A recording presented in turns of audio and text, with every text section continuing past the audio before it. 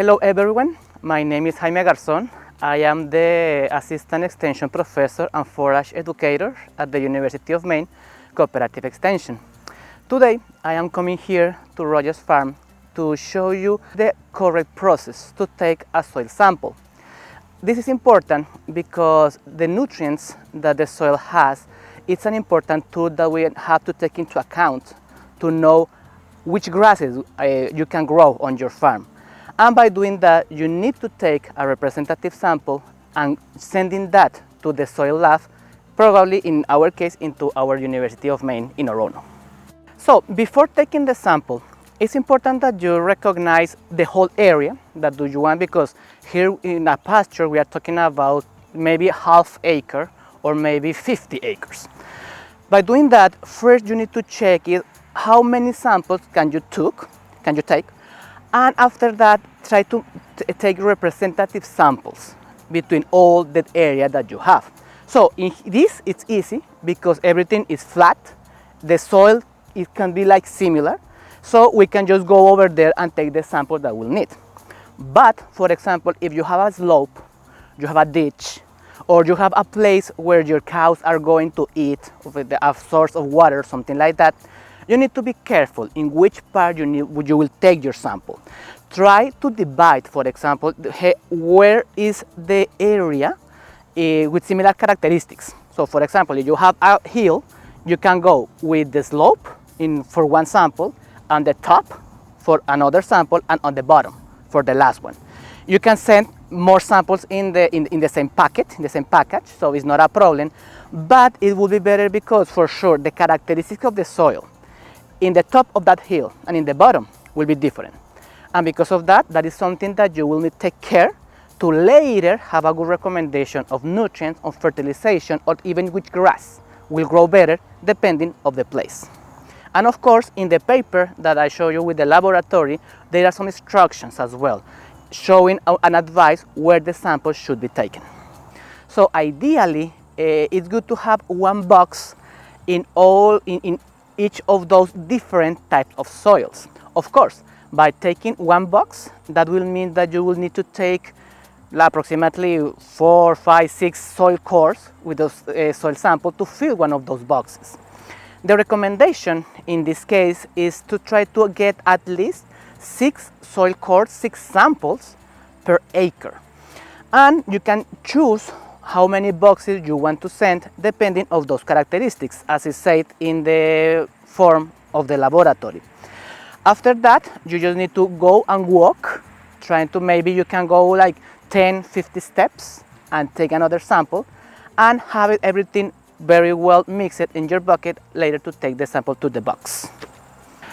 For the soil analysis, this is a process that is kind of simple, and usually you will need some tools to have this soil sampled.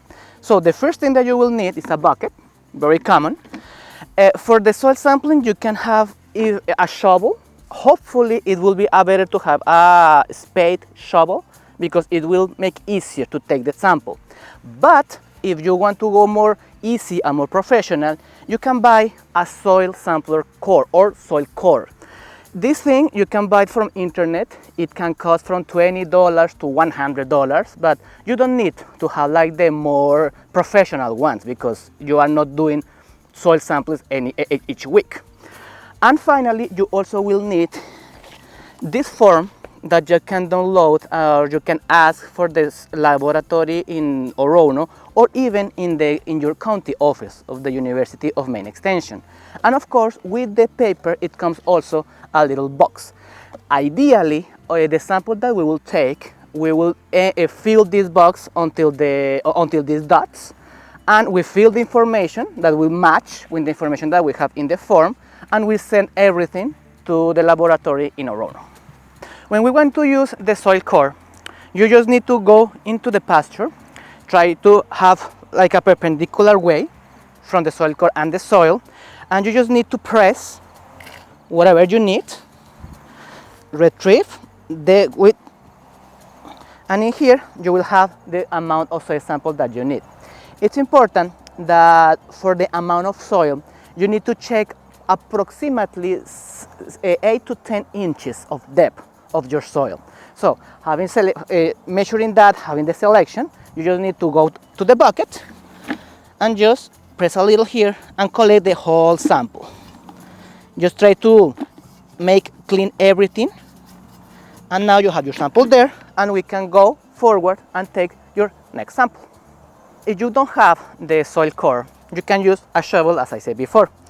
The important here to try to take a representative sample of your point is at the beginning you just need to figure out how to make a V cut into the soil. So by doing that, you just need to go in a side, take a little of that, make this movement, go to the other side, make the same process in a side as well, take this chunk of soil, that's fine. Now you need to clean a little, and in there you will have the hole when you can take the sample. After that, you just need to try to measure in one of the edges of the V that you just take. You just need to measure like maybe 1 to 2 inches of wide, and again go with the shovel to try to take that piece of soil. You don't need to go like far away with that, and after that you just need to take a knife, a pocket knife, whatever you need, because our idea here now is just to take the center of that piece of soil. So for sure you will need to subtract all the green part, and on the edges as well, and at the end you will have that center, that is the one that you will put in the bucket. And after that you just need to go ahead and take the next sample. Independently that you are taking your soil samples with the soil core or with the shovel, after you go and take many samples you need, you have all your soil here in your bucket.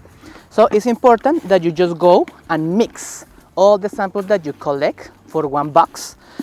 You be sure that mix everything very well, and try to remove, for example, these pieces of roots that you will not need.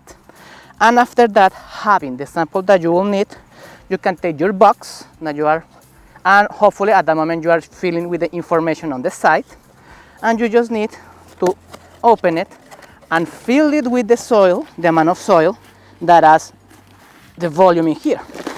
So you just need to go ahead and fill it the amount that you need, and when you reach the limit, you just need to close it again, secure it, and this is the box with the soil sample that you will send to the lab.